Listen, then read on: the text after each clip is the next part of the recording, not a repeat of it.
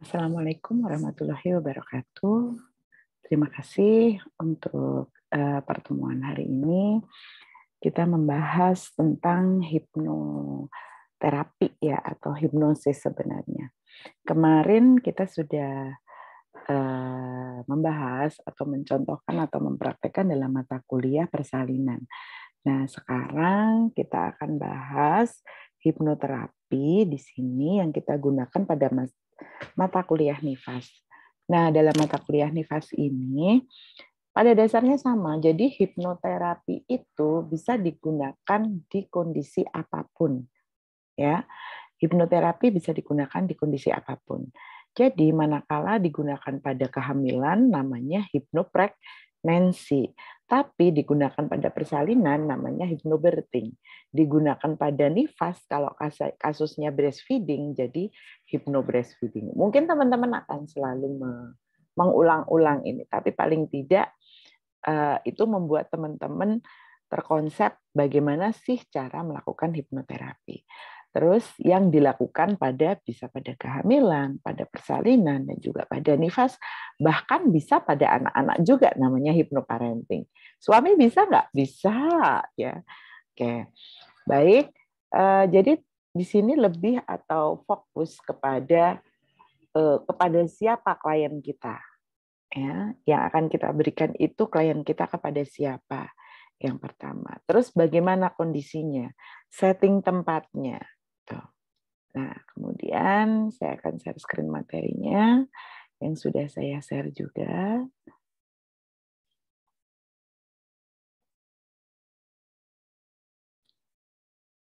Nah, di sini tentang hipnoterapi. Saya bahasnya hipnoterapi ya.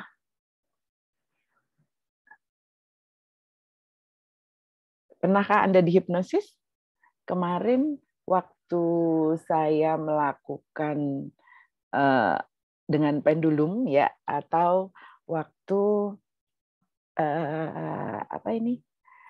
yang mempraktekkan sama teman-teman sebenarnya itu adalah tes sugestibilitas.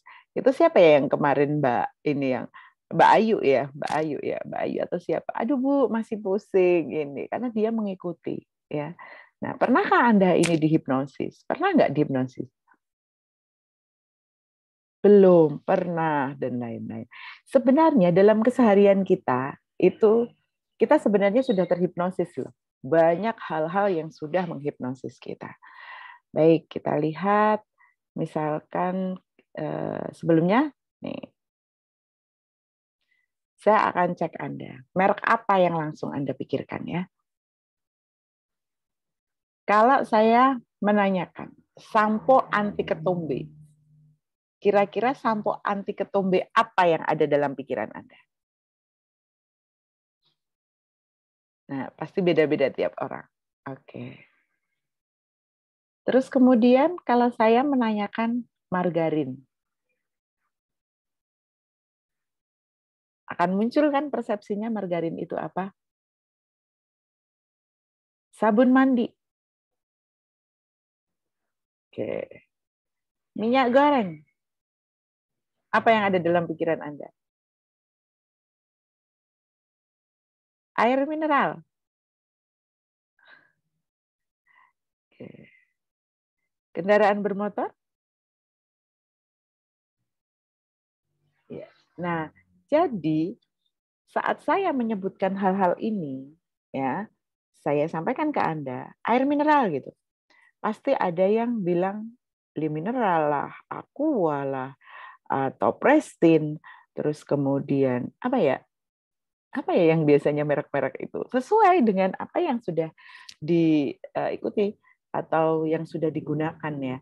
Terus kendaraan bermotor mungkin ada yang bilang Honda lah, ada yang bilang Suzuki lah, Vario lah, NMAX dan lain-lain.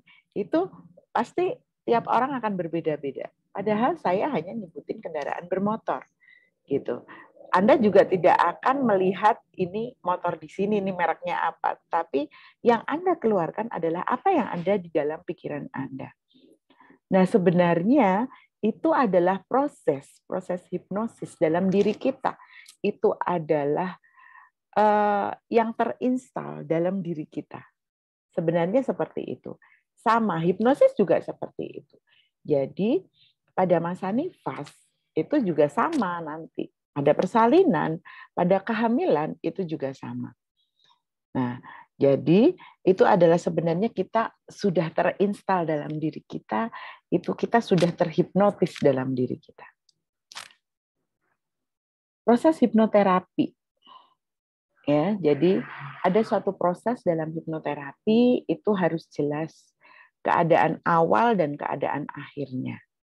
Caranya, lamanya, frekuensi dan jumlahnya.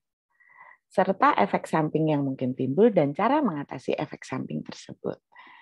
Ini itu adalah hipnoterapi. Nah, ini jadi pada saat terhipnosis ya, yang dirasakan klien itu adalah atau rileks ya, kondisi rileks itu atau terhipnosis dia akan kondisinya memang rileks, rasanya damai, mungkin juga bisa baal-baal gitu ya, nggak terasa, pola nafasnya juga akan berubah yang tadinya ngos-ngosan karena kita sudah tenangkan kita ini jadi tenang. Kemudian bisa juga air liur bertambah ya, dan dia justru lebih sensitif sebenarnya. Dan ada sentakan tubuh serta ringan atau ringan istilahnya ya. Jadi melihat proses hipnosis yang saya lakukan pada Ibu Fatma pada mata kuliah persalinan kemarin, jadi Ibu Fatma itu rileks, damai, dia menangis, dia bahagia, dia lain. Saat kemarin saya bangunkan, saya setelah kita tutup perkuliahan itu penasaran. Jadi tanya, Bu, kenapa saya tadi nangis gitu? Akhirnya saya ceritakan, yuk tak lihatkan videonya. Loh, saya tuh nggak ngerasain apa-apa katanya. Jadi, nah gimana rasanya? Ya pokoknya saya kayak ada orang, jadi dia hanya membayangkan apa yang ada dalam pikirannya, gitu ya. Dan dia memang peka sampai dia tahu-tahu menangis. Dia tanya, Bu, saya dibuat apa? Kenapa tiba-tiba nangis sesenggukan? Saat saya bangun, saya merasakan nangis sesenggukan. Itu kenapa sih, Bu? Dia tanya. Dan itu terlihat sebenarnya dia ada masalah. Ya, ada masalah dalam psikologisnya. Terus kemudian saya tanyakan, coba lihat di dalam bekasnya. Di dalam bekas apa ini? Suntikannya gitu. Atau saya menancapkan jarum. Nggak ada apa-apa, nggak ada terasa. Nah, sama seperti saya kemarin ini ya, masih ada bekasnya, tapi nggak terasa. Berbeda apabila itu saya memang berikan dari awal dan terasa sakit. Nah, inilah bedanya kondisi rileks dan tidak. Mungkin Anda ada juga yang sedang jatuh cinta, rasanya akan berbeda kan? Sebenarnya kondisi itu akan lebih mudah terhipnosis dan rasa itu sebenarnya bisa menghipnosis kita. Itu contohnya yang dirasakan seseorang yang terhipnosis. Nah, kemudian kita harus tahu ciri-ciri pasien itu masuk dalam stage hipnosis, stage hipnotik ya. Jadi, seperti yang sudah saya jelaskan sebelumnya bahwa gelombang otak kita kan ada beta, alfa, theta, delta kan. Nah, kondisi beta itu tidak bisa dimasuki dan delta ya. Tetapi kita mau masuk ke alfa dan theta. Nah, kondisi alfa itu bukan berarti tidak mendengar sama sekali. Ya. Nah, ini kondisinya itu bisa mendengar, bahkan dia gini-gini gitu. Jadi kalau kita melihat atau videonya kemarin itu Ibu Fatimah gitu ya, Bu Fatma, itu juga kondisinya matanya gini-gini. Jadi dia rem non rem ya. Jadi belum enggak lelap banget gitu. Ya, dia bisa mendengar suara saya fokuskan ke suara saya dan suara musik. Jadi ada perubahan pupil mata. Nafas tentu akan semakin lambat dan dalam. Ya, tiba-tiba mata itu mulai tertutup dan berkedip cepat. Dan bisa juga perubahan posisi tubuh karena menyesuaikan kenyamanannya. Itu adalah ciri-ciri masuk dalam kondisi stage hipnotik. Dan dia lemas, jadi misalkan tangan gini kalau masih kaku, ya berarti dia belum terhipnotik. Tapi kalau lemas itu berarti dia sudah, kalau kita angkat tangannya jatuh. Gitu. Itu sudah kondisi terhipnotik. Nah, ini ada elemen penting, ya, ada elemen penting dalam hipnosis yang percaya. Yang pertama, kita perlu percaya diri, ya, dan pasien juga perlu percaya diri, ya, dan ini percaya. Nah, ini proses. Terus kita menjalin hubungan baik dan nyaman. Terus kemudian motivasi harus jelas, ya. Dia memiliki daya imajinasi untuk menghadirkan apa yang ada dan fokus dengan baik. Ya, tentu percaya diri. Iya, harus percaya diri. Kemarin siapa yang bertanya, "Bu, saya itu berusaha menghipnotis diri saya sendiri agar persalinannya tidak sakit gini-gini." Dia tidak percaya diri. Karena apa? Yang pertama dia bilang, karena mau bagaimanapun persalinan itu sakit, Bu. Jadi sudah termindset itu persalinan sakit. Nah, itu yang mindsetnya harus dirubah. Jadi harus percaya diri. Persepsi proses di sini. Nah, ini juga terjadi sama saya waktu saya persalinan. Kebetulan saya 3 kali SC ya. Persalinan pertama induksi gagal lewat waktu. Persalinan kedua karena kepala nggak turun karena ada sikatrik di bekas SC, kemungkinan itu yang kata dokter sampai lewat waktu dan dokter nggak berani untuk VBAC. Persalinan ketiga sudah riwayat 2 kali SC, dokter sudah nggak berani, apalagi saya obesitas gitu ya, untuk VBAC. Nah, pada saat proses laktasi, alhamdulillah di hari anak pertama dan kedua, saya benar-benar ASI eksklusif, bukan ASI predominan. Maksudnya ASI predominan itu kan ASI yang memberikan ASI pada saat awal-awal diberikan mungkin bukan ASI, entah itu air atau apalah, pokoknya bukan ASI, terus kemudian dilanjutkan ASI eksklusif sampai 6 bulan. Itu kalau ASI predominan, jadi dia pernah tidak mendapatkan ASI gitu ya. Nah, kalau saya alhamdulillah walaupun SC, rumah sakit yang saya gunakan adalah sangat support dengan ASI eksklusif, terus kemudian anak pertama, kedua berhasil, ketiga jadi pasca recovery room ya, dari recovery room bayi sudah diberikan kepada saya. Nah, untuk anak pertama dan kedua itu ASI saya sudah keluar dari usia kehamilan awal ya, jadi trimester 3 itu sudah mulai keluar ASI-nya. Saya tenang, berarti saya aman memberikan ASI saya. Tapi di kehamilan ketiga kemarin, saya sempat ragu pada diri saya sendiri. Saya sempat ragu pada diri saya sendiri karena pada trimester 3 itu ASI-nya belum keluar. Gitu. Biasanya sudah keluar gini terus. Ya udah saya fokuskan saya. Ini karena tadinya saya nggak percaya diri.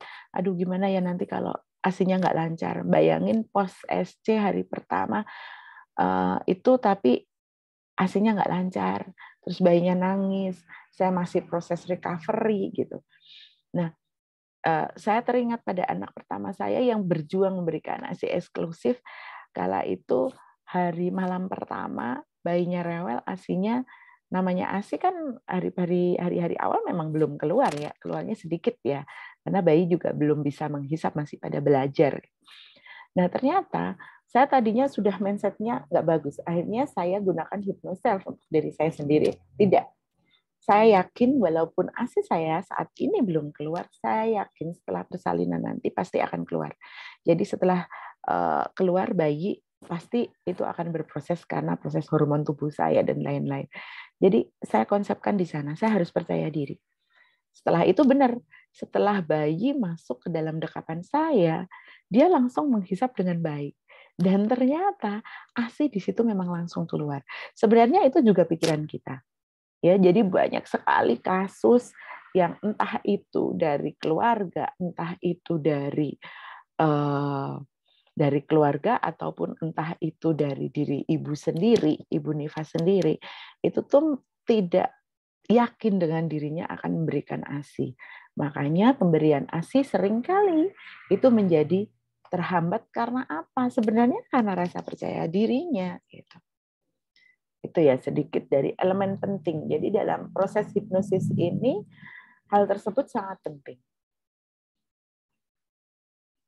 Banyak loh keuntungan dari hipnoterapi yang kita gunakan pada semua kondisi pasien. Mengurangi stres, jelas. Coba rileks saat Anda stres, banyak tugas dan lain-lain apapun itu. Rileks, tenang. Kemudian setelah konsentrasi baru kerjakan satu-satu ya. Terus kecemasan, kepanikan akan berkurang. Iya, setelah atur nafas, pelan semuanya akan berkurang. Ingat, percaya diri juga pasti akan meningkat. Apalagi kita niatkan pada saat rileks, semakin saya rileks, membuat percaya diri saya semakin meningkat. Gitu. Pada saat semua mata memandang, misalkan pada saat presentasi, semua mata memandang Anda, niatkan dalam diri Anda. Semakin banyak orang memandang saya, membuat saya semakin pede. Semakin banyak orang memandang saya, semakin saya membuat pede. Coba selalu itu sebenarnya bisa untuk motivasi diri, dan itu sebenarnya kondisi hipnotik ya. Saat kita rileks, kita afirmasikan diri kita, dan itu juga bisa meningkatkan percaya diri. Memperbaiki hubungan jelas karena kita tidak emosional ya. Bisakah menghilangkan trauma? Bisa, healing trauma. Kita harus hilangkan trauma. Terus meningkatkan ketenangan, menyeimbangkan emosi jelas ya. Terus meningkatkan imunitas. Iyalah, kalau kita khawatir pada masa Covid aja kemarin, kalau kita khawatir imunitas kita akan turun ya kan. Nah, terus mengurangi stres. Jadi, nah, saya sudah bahas berulang-ulang atau di beberapa pertemuan kemarin juga sudah dibahas tentang mengenali otak. Nah, ini ada kondisi beta, alfa, theta, dan delta. Ya, jadi ini adalah ideal brainwaves for hypnosis. Dalam proses hipnoterapi, sebuah sugesti itu masuk ke dalam pikiran bawah sadar minimal ketika irama otak klien berada dalam minimal irama alfa. Ya, bagusnya ke theta. Ini alfa theta ini.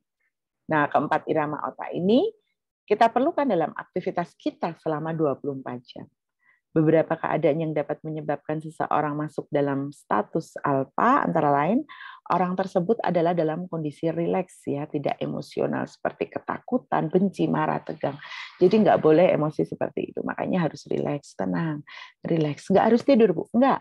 Atur pola nafasnya, rileks gitu. Nah, sebenarnya kita itu menggunakan pikiran sadar kita, analis, ego, stres itu hanya 12%. Ya. Nah, yang pikiran bawah sadar itu ada di 88% kehidupan kita. Nah, itu kondisi netral, sugesti, rela. Ini gelombang alfa theta kita, fokus, menyimpan berbagai pengalaman. Nah, itu adalah kondisinya. Nah, pada saat Anda belajar naik mobil atau naik motor, gitu ya, pasti Anda berpikirkan, oh, itu merah gitu. Di depan merah, mungkin yang bukan matic, masukkan gigi 1, kemudian berhenti. Gitu pasti kan? Nah, kalau kemudian yang matic mungkin, oh merah, berhenti, minggir gitu. Ya kan?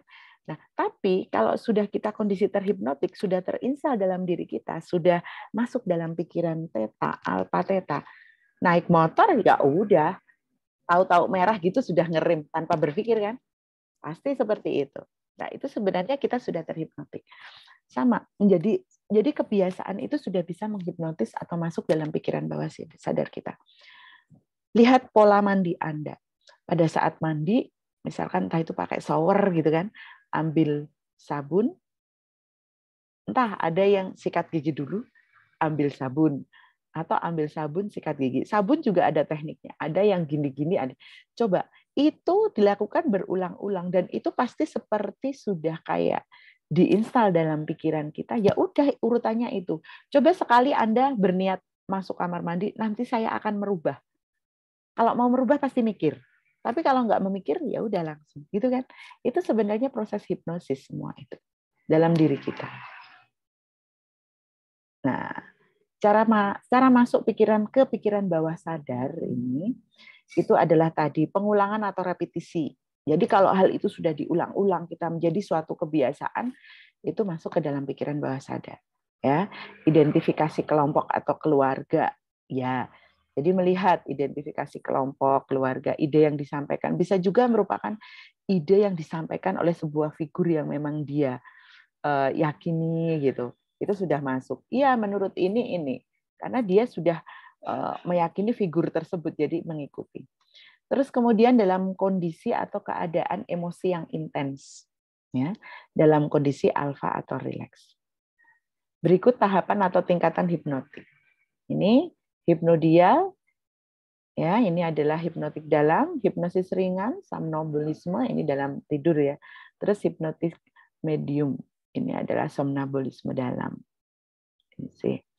Nah, efek samping hipnoterapi abreksi atau yaitu keluarnya kecemasan, kesedihan dan kekesalan dari jiwa bawah sadar tanpa kendali. Seperti kemarin Bu Fat mungkin lagi ada masalah ya. Jadi saat saya hipno kemarin beliau menangis. Itu adalah suatu kecemasan. Makanya waduh, saya salah ini menghipnosis. Sebenarnya beliau sudah langsung rileks, langsung saya bisa kalau untuk hipnoanestesi langsung saya cobloskan aja. Tetapi saya ingin mencontohkan kepada Anda kata-kata kemarin sehingga sempat saya sampaikan bawa Bufat ke dalam tempat yang Bufat senangi, membuat nyaman. Nah, dia kebawa emosinya, nangislah dia gitu. Gitu. Dan masuk hipnotik dalam, tidak segera bangun, bahkan sampai tidur ada. Pusing, mual juga ada, karena mungkin membangunkannya, terminasinya terlalu mendadak, itu bisa pusing, mual. Menangis dan merasa terharu tiba-tiba, bisa juga karena kondisi emosional. Nah, bagaimana mengatasi efek sampingnya? Ada, tenangkan dengan hipnosis ya. Bila perlu konsul psikiater, tapi nggak perlu sih kalau itu cuma hipnosis ringan. Bila tidak pasien bangun, tepuk tangannya saat memberi sugesti, bangun gitu ya. Bangun dan saat terbangun rasakan tubuh yang nyaman luar biasa. Terus bisa Anda berikan waktu beberapa menit lagi, mungkin tubuhnya lagi capek. Bisa berikan waktu, Anda sugestikan kan dia tidur lelap. Dibangunkan sedikit, terus Anda sugestikan dalam waktu setengah jam Ibu akan bangun dengan keadaan, biarin dia tidur, dia butuh istirahat tubuhnya. Terus sugestikan agar masuk dalam tidur biasa dan bangunkan. Itu contohnya. Nah, sudah dijelaskan di kehamilan sepertinya, ini memang tekniknya adalah Prit-Kit. Kalau dalam persalinan, dalam kondisi jika memungkinkan untuk dilakukan Prit-Kit silahkan, tapi kalau enggak juga enggak apa-apa sih. Jadi pertama adalah preinduksi, relaksasi atau induksi ya, bisa dengan cara dipening, dengan cara tidur pelan-pelan gitu. Terus kemudian diuji kedalamannya dengan cara dites gitu ya. Nah, terus kemudian isolasi. Isolasinya ya berarti dengarkan suara musik dan suara saya, suara-suara di sekitar Anda. Misalkan, Bu, berisik gini ya. Fokus dan dengarkan suara musik dan suara saya. Suara-suara di sekitar Anda membuat Anda semakin rileks dan jauh lebih rileks dari sebelumnya. Gitu. Jadi sama seperti mengisolasi dalam persalinan, itu juga sama.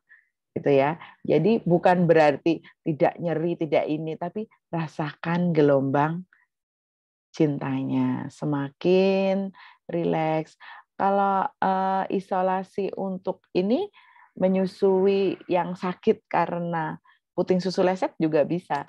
Rasakan hisapan berarti. Saat bayi menghisap, rasakan ASI lancar, rasakan ASI lancar mengalir dari payudara ibu, memberikan nutrisi pada bayi ibu. Terus gitu. Jadi itu bagus sekali isolasi itu gitu. Jadi yang kira-kira menjadi distraksi atau penghalang itu dijadikan kunci untuk isolasi. Terus kemudian kita tes apakah sudah masuk atau belum ya. Terus setelah itu konsolidasi ya, kita ini kan apakah Anda sudah masuk ke dalam ini ataukah ini. Terus bisa kita berikan anchor. Jadi kita berikan anchor itu kata kunci ya. Misalkan saat Anda memegang payudara Anda, payudara terasa kencang dan ASI berproduksi dengan banyak misalkan. Jadi Ibu nanti saat memegang payudaranya seperti apa yang dicontohkan itu merasakan hal tersebut. Terus kemudian implantasi. Implantasi itu waktunya memberikan sugesti dan yang terakhir setelah itu adalah terminasi. Nah, ini untuk preinduksi. Ini persiapan klien, ya sudah dijelaskan ya kayaknya di kehamilan ya. Ini kita perlunya untuk membangun relasi atau repo di sini. Jadi harus kita bangun relasi itu. Terus persiapan terapis, tentukan dulu learning channel dari pasien atau klien. Dia tipe visual, dia tipe auditory, tipe kinestetik, atau penciuman, atau pengecapan. Jangan dia itu tipe auditori, tapi saat Anda memberikan mengajak dia untuk hipnosis, bayangkan, ya nggak bisa. Dia susah untuk membayangkan karena dia ternyata tipe visualnya kecil, tapi kan itu ada tesnya ya, sudah tahu belum ya tesnya. Jadi kita harus tahu menentukan learning channel-nya itu si klien kita itu menggunakan apa. Dia lebih ke visual, auditori, apa kinestetik atau yang lainnya. Itu ada tesnya. Gitu. Terus persiapan tempatnya yang tenang, nyaman, redup, sejuk, dan persiapkan musik dan aromaterapi.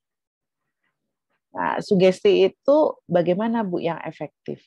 Tolong disusun dulu kalau Anda belajar dengan baik ya, susun kata-katanya. Terus sugestinya harus sesuai dengan goal atau kebutuhannya, jangan sesuai dengan Anda, nanti menolak pasiennya. Jadi harus disepakati sebelumnya. Terus menentukan cara menyampaikan kepada klien. Jadi harus ditentukan nanti caranya adalah dengan dilakukan hipnosis ya, jangan nanti klien pikirannya adalah hipnosis itu jelek, untuk gendam dan lain-lain Anda terapkan, nanti menolak pasiennya. Nah, syaratnya sugesti supaya efektif, bahasanya sederhana, mudah dimengerti dan spesifik.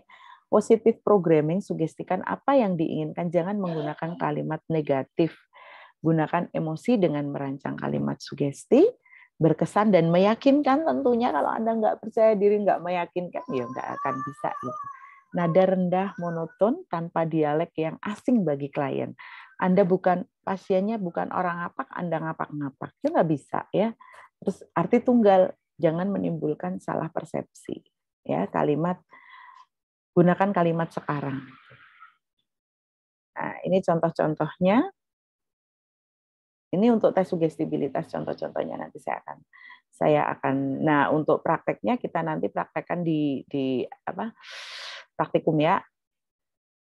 Induksi itu kalau lihat hipnosis saya, jadi intinya induksi itu masuk ke dalam kondisi alfa theta ya, berbagai macam caranya. Nah, ini learning channel yang saya bicarakan tadi, dia termasuk tipe apa? Visual, auditory, kinestetik, dan lain-lain. Teknik induksi standar yang harus dikuasai hipnoterapi adalah menurun, relaksasi progresif sederhana, membayangkan tempat kesukaan, contohnya ya seperti kemarin, progresif aktif itu. Induksi klasik, mata terbejam, terbuka gitu ya, menjatuhkan lengan, induksi dengan fokus visual, fiksasi mata. Isolasi tadi sudah saya jelaskan ya. Terus tes deepening itu jadi untuk melihat orang itu sudah siap menerima sugesti atau belum. Konsolidasi, memastikan ulang klien masuk dalam kondisi hipnotik, dan dan implantasi ya. Setelah itu terminasi. Terminasi, sebelum terminasi beri informasi bahwa akan segera berakhir, ulangi kata kunci, terus istilahnya di selling ya, atau di apa ya, dikunci lagi. Jadi jangan sampai kata kuncinya itu saat digunakan yang menyentuh adalah Anda sendiri, bukan orang lain gitu ya. Terus netralkan sugesti dan bangunkan. Nah, ini semua hipnosis ya, kunci atau semua hipnosis adalah sebenarnya hipnosis diri. Jadi yang pertama adalah tentukan goal setting, selanjutnya niatkan dan susun sugestimu, lakukan visualisasi, lakukan vivifikasi, anchoring, repetisi, seperti yang sudah saya jelaskan tadi.